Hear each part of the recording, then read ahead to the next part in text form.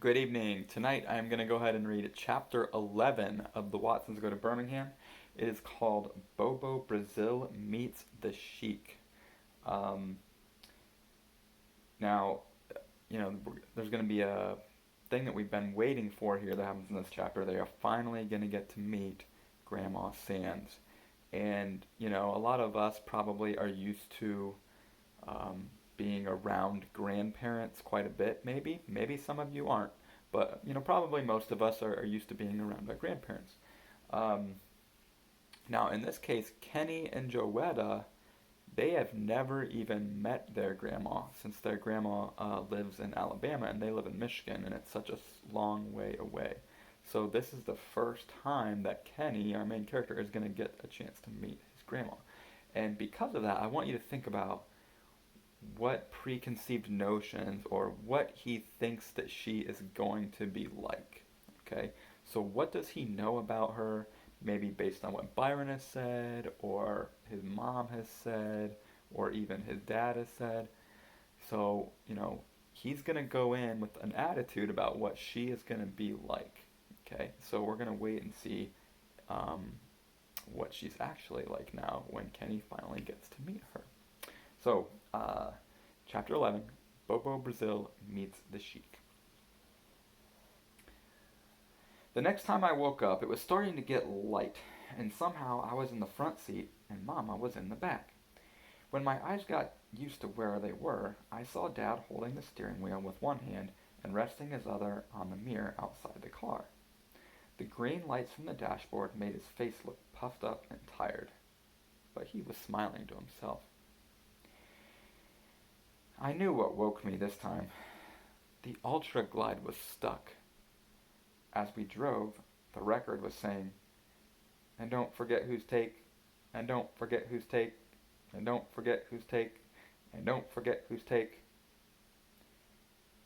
I started to say something to Dad, but he looked pretty happy, and before I could open my mouth, the record hypnotized me back to sleep.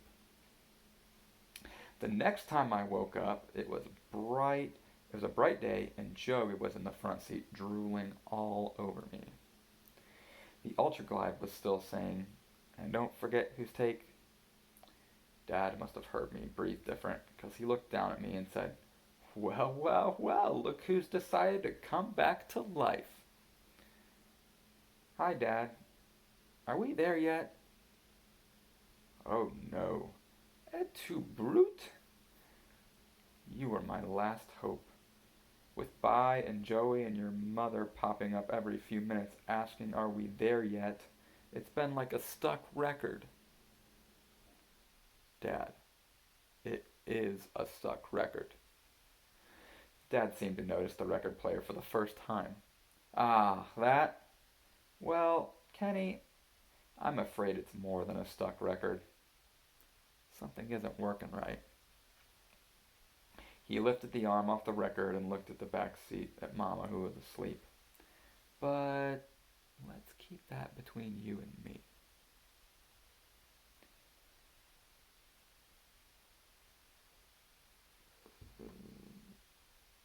Okay, sure. How long before we stop? We'll be at Grandma Sands before you know it. Joey had been listening to us. Daddy, that's what you said the last time. How much longer? I'm sick of this old car. Not too much longer, honey. I'll stay up and keep you company, Dad, I said. Yeah, me too, Joey added. I don't know who conked out first. I didn't remember anything about coming into Alabama. I don't think any of us did, especially Dad. We'd been in the car so long that Dad had started growing a beard. Little tiny hairs were coming out of his face. Most of them were black, but 9 or 10 of them were white. Dad was looking real bad. He was still smiling to himself, but now, instead of a real smile, it looked like he was gripping his teeth together to get ready to bite something. The worst thing, though, was that he had turned the radio on and was listening to country and western music. He was even tapping his hand on the steering wheel like he was really enjoying it. Dad, Do you know what you're listening to? Dad decided to cut up. Kenneth, I've been thinking about having all our names changed to country names when we get back to Michigan. I'll be Clem, you'll be Homer, Bi'll be Billy Bob, Joey will be Daisy May, and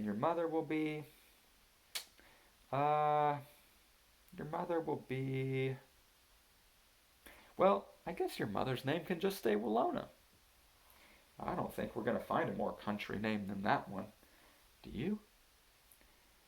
Me and Dad cracked up. Mama's head popped up from the back seat, and she said in a super southern style, Okay, Clem. I hopes when you get to them Birmingham you can't explain to them baby's granny how come you turned them into little zombies from sitting in this car so long. Dad laughed. Now, Willona, you know it hasn't been that bad. In fact, I'm going to admit to something that I probably shouldn't. Mama rubbed her eyes and put her hand on the top of my head. You gonna do this here admitting in front of little Homer here? Everybody started waking up and stretching and scratching. Mama kept teasing Dad. And what about some vittles, Clem? The sun been up for hours, and you ain't even been out to check them trap lines to see if we're gonna have some coon for breakfast. Dad yelled out, Yee-haw! And then said, Haven't any of you wondered why you've been sleeping like a little herd of angels? Byron said, like there was anything to keep anybody awake in this car full of squares. Anyway, Dad said, I'm gonna let the cat out of the bag. I've been using two kinds of mind power to keep this trip going so smooth. First, after a while, I started locking on into the road, and there was nothing to it. Just me, the road, and the brown bomber, all tuned in to one hum, and as long as I listened to that hum, everything was fine. My biggest worry was you, Willona. I knew after a while you'd figure out I wasn't going to stop, and you gotta admit, you were good and salty about it at first, right? You know I still am. Mama was upset because all of her notebook planning had been wasted. But Willona, you gotta admit that once you figured out how much money we'd saved by not stopping, you went along with it. Mama kind of grunted. Ugh. Not saying yes, not saying no. Dad cleared his throat and rubbed his hand over the little stubbles that were coming out of his chin. We all knew this was a sign that he was going to start acting the fool. He tested Mama to see how mad she really was and decided it was safe to play around. Yup, he said, rubbing his chin until it made a scratchy sawing sound. 18 big hours in a row, nearly 1,000 miles. I had a load to deliver and... He punched the air with his fist. I delivered it. It's just like this great song I heard a couple miles back. Big Daddy was a truck driving man. I'm not going to lie and say it was easy. There was many a time I wanted to stop. But when those times came, I just think of my old pal Joe Espinosa, driving all the way to Texas without stopping, and I'd keep my foot in that tank. Oh, yeah. There were times when your mother was giving me looks like she was going to kill me the first time I slowed down. But I just kept smiling at her and kept the brown bomber chugging on. I'd tell her, You're right, sweetheart. We'll just go a little farther. And you kids, you talk about some pathetic, tortured-looking little faces. 18 hours in a car can age a kid 40 years. Yeah. I swear I've been looking in the rearview mirror and wondering where my babies were and where these 3 bad-dispositioned, sour-faced, middle-aged midgets came from. But your sorry little mugs couldn't stop me either. In spite of all the crying and bawling and moaning and wailing and gnashing of teeth, I kept pushing on. Dad must have been real tired. He hardly ever talked this much straight. I got to admit the other trick I used too. But I can't take full credit for this one. I was hoping Dad was going to say that I helped by keeping him company, but no. Some of the credit has to go to Scientific Popular. That was the name of a magazine that came to Dad in the mail every month. It had real cool covers. There were always drawings of smiling white people on it, standing next to cars with wings and sitting in private submarines or eating a whole meal in one little pill. The covers were really interesting, but the insides were real boring. Yup, good old Scientific Popular. They had an article that sound they had an article about sound frequencies and said certain sounds cause certain effects in all living things, even weird Watsons. It said the sound of one of those vacuum cleaners can put a baby to sleep. And it works! Mama laughed a little. It was strange for all of us to see Dad talking so much. When we first hit Alabama and had a bunch of miles to go, and you kids were popping up like prairie dogs and crying and saying, "How much longer?" And, "Mommy, make him stop." And, "Is that Birmingham over there?" All I did was use that vacuum trick. I started buzzing like a Hoover vacuum, and you guys dropped off in reverse seniority. First Joey dropped, then Kenneth, then Daddy Cool, then even you, Willona. Shoot, you guys were out cold from the state line on. I threw a blanket over you in the back seat, and then even those whines and whimpers and moans you guys were making didn't bother me. And you, Willona? Once I got buzzing, the only thing that was coming out of your mouth was drool. Is that what that sound was? Mama asked. I thought you were driving so long you lost your mind. I'm still not sure you haven't. Everybody woke up, but it was a fake wake up. We were all soon back asleep, even though it was morning.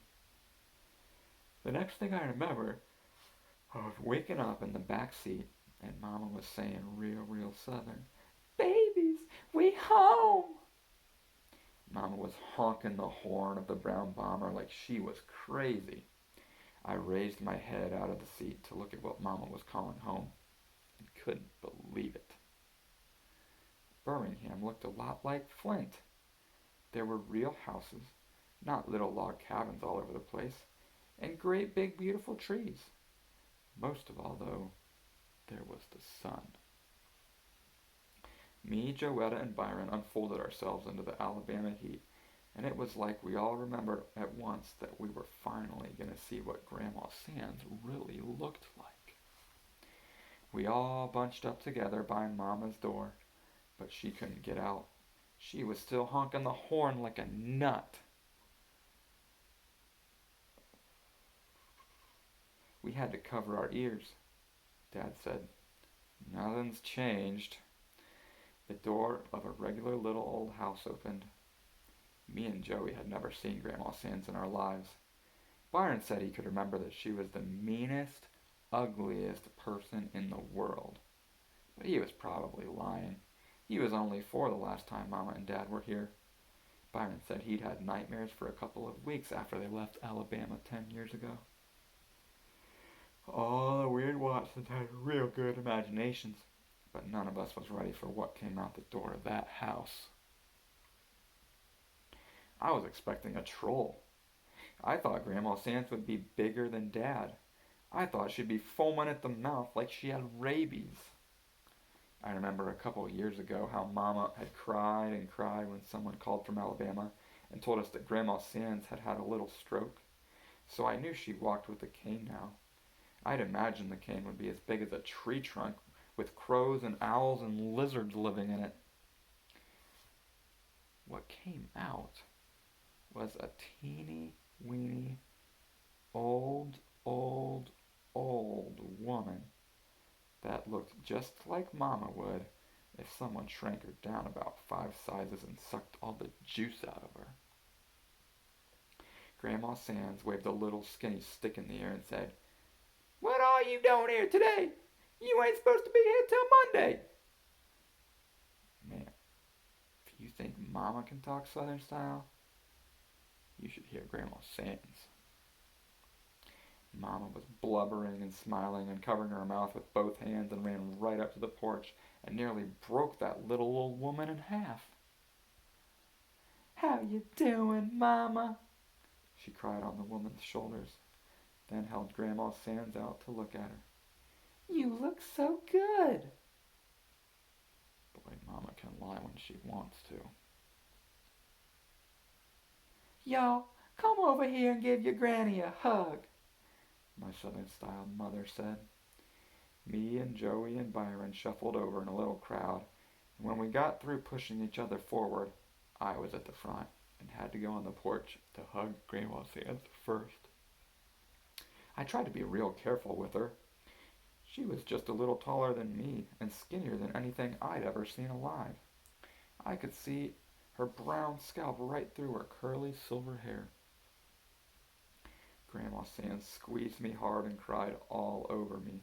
She wiped a bunch of tears away with a twisted up hand and blinked a couple of times before she looked at me. She was so short she didn't even have to look down. She tried to say something but couldn't talk. She just stuck her bottom lip out some and nodded her head up and down a couple of times, then pulled me back to her and squeezed me like crazy. Mama slapped the back of my head and said, "Kenneth Bernard Watson, you best quit acting so silly and give your grandmother a good hug." I squeezed her a little. A smell like baby powder came out when I did. I really think I could feel her lungs when I touched her back. I don't know what got Joey started, but she was off to the races with her tears. She was the only one who'd practiced what she'd say to Grandma Sands. She sniffed a couple of times and then said, "Hi, Grandma Sands. It's a real pleasure to meet you." You could only half understand what she was saying. She was blubbering so much. Grandma Sands matched Joey tear for tear. They squeezed each other for a while, then Grandma Sands got her little squeaky voice back and said to Mama, "Lord, if this child ain't you, look at this baby, just as pretty and sweet as you." Mama and Joey grinned like two nuts. Byron was next. This was what I'd dreamed about. These were the two meanest, most evil people I'd ever known, and I knew only one of them was going to come out of this one alive. There was going to be a battle, something like if Godzilla met King Kong, or if Frankenstein met Dracula, or like when champion wrestler Bobo Brazil meets the Sheik. I'd imagined for a week or two after we got back to Flint, we'd get a phone call from Alabama with the winner of the big battle on the other end. If it was Byron, he'd talk kind of cool and low out of the corner of his mouth and say, "Shoot, man, you better come get this old chick. I ate her alive." If Grandma Sands won the battle, we'd have to hold the phone away from my ear while she shouted, "Lona, you call this a bad child? This little saint ain't ready to come back to North and go to Sunday school and scrub all y'all's floors." As soon as I saw Grandma Sands, I knew Byron would destroy this poor old woman. I was even afraid Mama might decide not to leave him in Alabama. Byron walked up on the porch real cool and kind of bent over to give Grandma Sands a hug. Grandma Sands squeezed him hard. "Lona, what you teach these babies up north? Don't they know how to give no one a proper hug?" She held Byron by the arms and looked at him from top to bottom. "You grew up to be a fine-looking boy. You was so puny when you was born, you nearly worried us crazy. Got strong, too." She slapped Byron's arm and he kind of laughed. Grandma Sands reached up and ran her wrinkly old hand over Byron's head. "A little short on hair, but we're going to get on just fine. What do you think, Bi?" "Yes, ma'am." Good. See, there's a lot of things you can do down here. Mr. Robert ain't as much help as he used to be, so all them things he used to do, you can do now." Mama said, "Who? Mr. Who?" Dad came up on the porch and got a ton of hugs and tears too. Then Grandma Sands pulled everybody together. Her little arms could only get around one person at a time. But as the weird Watson stood there with some of us laughing, some of us crying, and some of us looking cool, it felt like we were all wrapped in a giant big ball. Grandma Sands kept saying, "My family, my beautiful, beautiful family." Except with that southern style accent and all the weeping, it sounded like she was saying, "family." Finally the crowd started breaking up and Grandma Sands said, "Now, what am I gonna feed y'all? I wasn't expecting you till Monday. Me and Mr. Robert just have leftovers on Sunday. But I guess if I go down to Job's and pick up some things, we can have chicken tonight. You good at following directions, Byron?" "Huh?" By's face twisted up. "What?" Grandma Sand's voice popped like one of those big brown grocery bags being snapped open. By looked surprised and said, "I meant, huh, man?" "You good at following directions? Job's just a little walk." I said, "He can follow directions real good, Grandma Sands. He's not as dumb as he looks." I shut up real quick, and I wish I hadn't said anything. Grandma Sands looked at me and said, "Lona, maybe there's two who should be spending the summer down here with their granny." Everybody started going inside the ugly little house. Mama sounded worried. "Mama, who is this Mr. Robert?" Grandma Sands laughed just like the Wicked Witch of the West and said, "Honey, we got to talk. Just you be patient, and as soon as he gets up, I want y'all to meet him." "As soon as he gets up? Oh, Mama." Mama sounded real upset and disappointed and southern. But not as disappointed as me. The way Byron kept his head down and was smiling and saying, "Yes, ma'am, this," and "No, ma'am, that," it looked like he had surrendered before the first punch was thrown. Instead of King Kong and Godzilla, it was like King Kong and Bambi. Instead of Bobo Brazil and the Sheik, it was like Bobo Brazil and Captain Kangaroo. Instead of Dracula and Frankenstein, it was like Dracula and a giraffe. And Byron was all neck. He knew exactly what I was thinking. After Grandma Sands gave us directions, Byron looked at me sideways and said, "What are you staring at?" I just shook my head. "What do you expect?" By asked. "You seen her. That bird's as old as dirt. She's so old I bet she used to step over dinosaur turds. I ain't gonna have her death on my hands." I knew that was a lie. It seemed like all the fight was out of Byron, and we'd only been in Birmingham for a couple of minutes. Alright, so that was chapter 11, Bobo, Brazil, and the Sheik. So we can see that Kenny had some certain thoughts that he thought Grandma Sands was going to be like and how the interaction between her and Byron was going to be. And it turns out it wasn't anything like he thought. And he kind of said something that Grandma Sands was didn't really like very much. So they're finally down in Alabama, and we'll see kind of how Kenny and the other family members get used to Alabama and how they like it here in these next couple chapters. So that was chapter 11, and we'll get to reading chapter 12 pretty soon.